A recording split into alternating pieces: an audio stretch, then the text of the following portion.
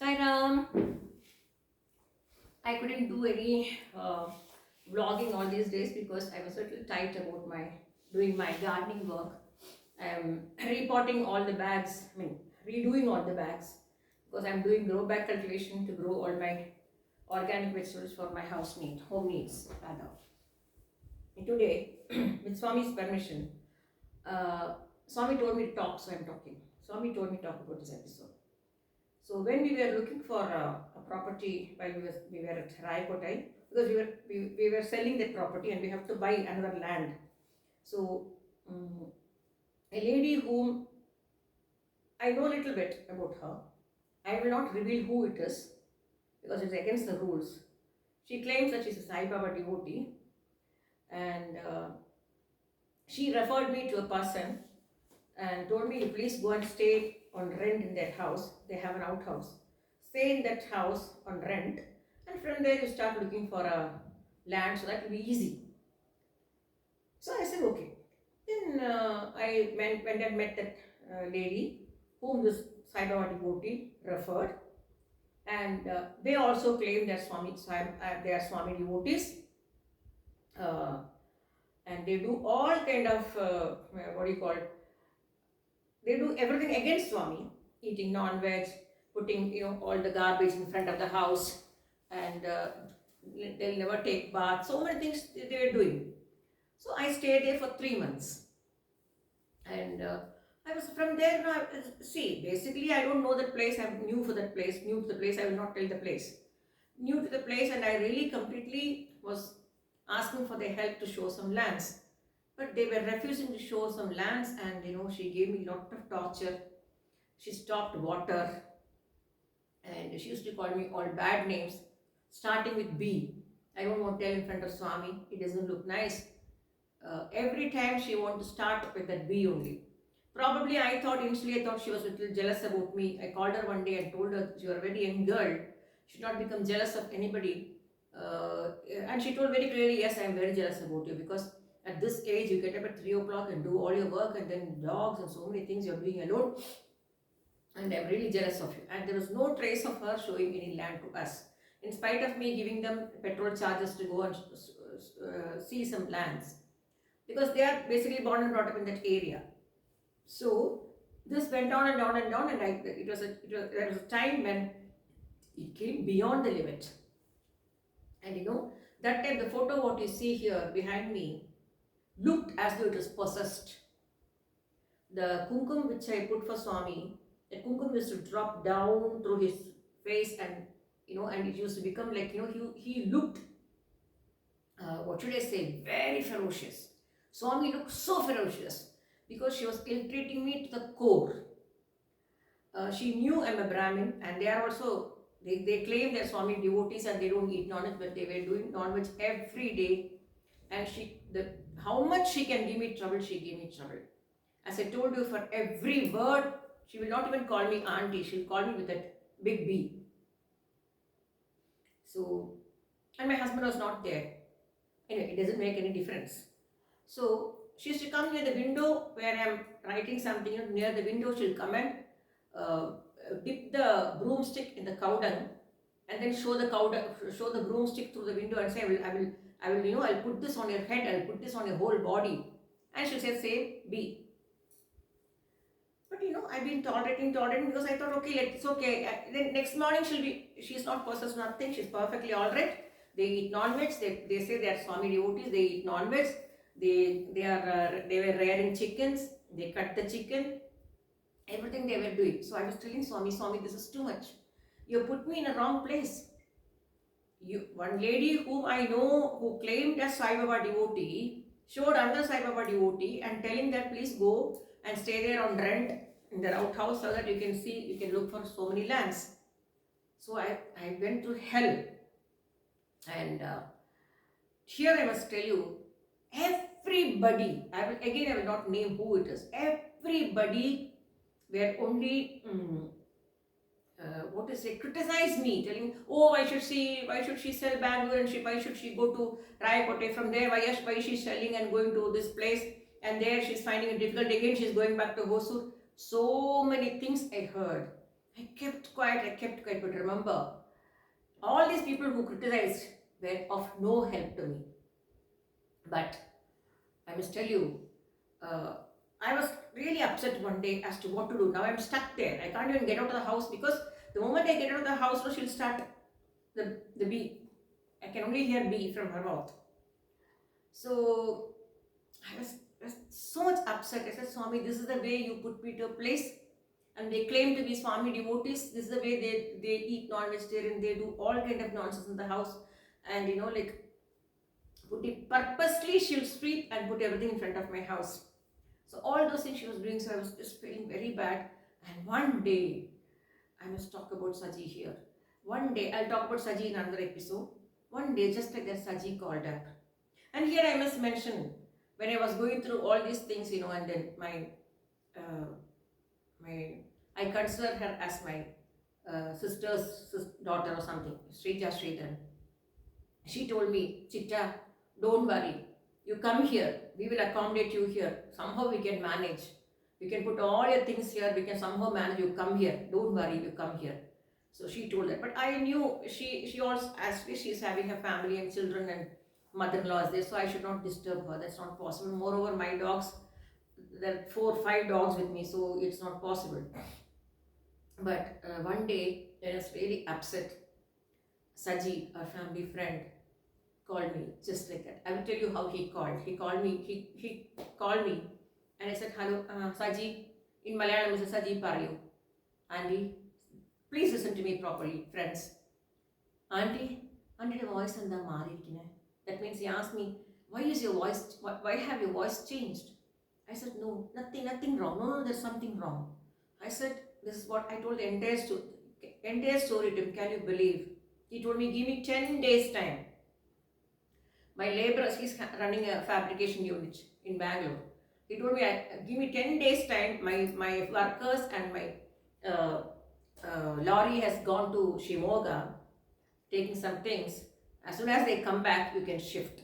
Please shift back to my house. It is on the 3rd floor." But he said, "Don't worry. All the workers will help to put because my dogs are not used to climbing up and down. We are not, as breeders, we are not supposed to make dogs climb up and down, especially females." So he said, "Don't worry, all the workers will help you to bring the dogs on top." So what I mean to say is, though I faced it was a very bad episode in my life, but everybody could only criticize, but none of the relatives, none of the other people could even ask, "Are you alive, Radhika? Are you okay, Radhika? Do you need any help?" But there, only Saji came for help, and we shifted to Saji's place for time being, because we had so many things to be disposed to poor people. We didn't want to hold on to all those things, so we wanted to minimize all our thing, and we disposed everything, and we put everything in Saji's godown. And from there, I told Saji to please give it to the deserving people, because we don't need it anymore, because now we are getting old. Every time, suppose we are going to shift rented houses hereafter, shifting will become a very big problem. Both of us are getting old, so we'll minimize things, sorry. And so we want to live like that. So everything we put in the shit, and I stayed with Saji for almost 5 months. Then we moved to Hosur. So what I mean to say is, people who all criticized, telling, "Oh, she moved that." She moved. She sold the property in Bangalore. She went to Raipur. I stayed for 5 years. I couldn't bear the heat. To be frank, I had urinary infections. Today I'm opening up and I had terrible urinary infections. And my doctor told me, "This is the way you're going to go. You will get into a lot of piles problem also." I started getting a lot of urinary infection. Otherwise, I was perfectly alright in Raipur, the heat. Even Hosur, I cannot take the heat. Even now, my doctor says, "Please come back to Karnataka because your body cannot take the heat." So what I mean to say is, during distress time, only people could criticize me. Nobody could even call one day to ask, "How are you? What are you undergoing?" Even though they cannot accommodate me, at least they could call me and ask me, "What is your plight? How are you doing? What is the problem?" No, they could only criticize. So when they kept on criticizing me, Swami told me, "Don't worry. Those who all criticize you will pay in hospitals. If at all you have moved from one place to another place, you have only helped a lorry driver by giving him money to drive. And all the laborers, you have given money. So that means you have done a service when they are doing, not only service, you have done a help. And the lorry driver turned to me and told me, when we shifted from Rayakote, he told me, Amma, I had a heavy loan, but only because of you, the loan got cleared in this trip. I said, it's not me, it's Swami. Swami is the one who chooses everybody. So there are many times I asked Swami, why Swami did this to me? Why Swami did this to me? Because that's what I'm again telling you, everybody cannot be Swami devotees. Swami always says, all are not my devotees. Swami always say, I can count in my fingers. Our family friend, Dr. Jagdish, Dr. Padmanabhan's son, always is tell us, no Radhika, Swami, if people are thinking like that, but Swami, Swami knows who's a true devotee and who's not a true devotee. Swami knows that very well. So what I mean to say is, criticism everybody can do, but if I'm alive to talk about this episode, it's only because of Saji. If Saji had not rescued me from that place, from that lady, I don't know what she would have done with me. She told me that she's going to do black magic on me. She told me very clearly, I'm going to do black magic and take out the entire property from you, entire money from you. I'll see that you walk on the road like a beggar. But all she told me. So whenever I told Swami, Swami said, don't talk back. I will take care. Don't talk back. I will take care. So while I was shifting, with Saji brought up the lorry and I was shifting everything to to go down, to put in his go down. And she came running and told me, please say that you have forgiven me. I said, sorry. I cannot forgive anybody for the words you spoke. And you cooked non-vegetarian, put all the non-vegetarian in front of me, in front of my house. You put all the garbage, you are sweeping your house and putting all the garbage in front of me, but without even opening my mouth, I swept the entire place to keep my entrance clean. Again she put. She had a daughter. She have a daughter rather. She used to come and tell me, I don't know why my mother is like this. She's jealous of you, auntie, because you're looking young at this age and you're doing so much work. My mother cannot do any work, so she's jealous of you. So what I mean to say is, please friends, don't stamp yourself as a devotee. Unless and until Swami comes and tells you that you're devotee, if you're devoted. And remember, when I cried and told even our own people criticize us, I'm feeling bad, Swami. So Swami said, don't worry. Why are you worried? You have helped so many people by giving money for shifting.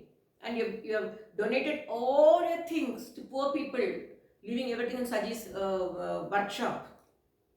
You have done a very good thing. But remember, those who all criticize will pay heavy money on hospitals. So please don't criticize anybody. If you cannot help anyone, don't criticize anybody. At least call them and ask in what plight are they in. At least do that much. So this is a very bad experience I had, but I will not reveal who it is, when it happened, everything I will not reveal, because that is against a true Sai devotee. Because Swami has told me that I am a devotee and not a bhakta. Because I go by Swami. Swami says stop, I stop. Swami says talk, I talk. 2-3 days I have been very busy doing all the gardening work, because I have to,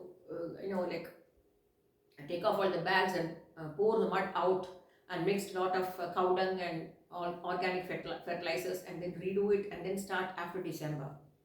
So basically, I was tight with that work, and this place, a very small place, terrace, I had given at least 3/4 of the place to my dogs, for my dogs to run. I got a very small place where I do a little bit of gardening to keep myself busy and to get organic food, organic vegetables. So here what I want to say is, I still do not know why Swami made me go through that phase in my life for 3 months. It was like a jail. You cannot even get out of the house. The moment you get out of the house, she'll start calling you a big B. So this is also a phase in life. So everybody cannot be devotees. Please don't get misled by people calling themselves as Sai devotees. Please check through their character where they are real Swami devotees or only superficial Swami devotees. They say they're Swami devotees, but they are not devotees. If they are devotees, they listen to Swami for everything. If Swami says, don't do it, don't do it. Swami says, go, go. See, Swami told me to go. I asked Swami, Swami said, go.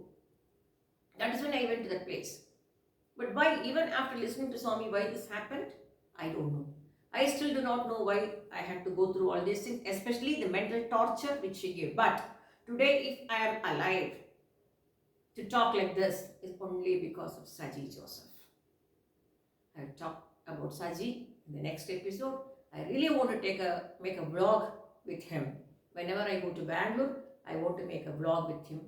How enterprising he is, how hard working he is, and yet down to earth till today. Sai Ram.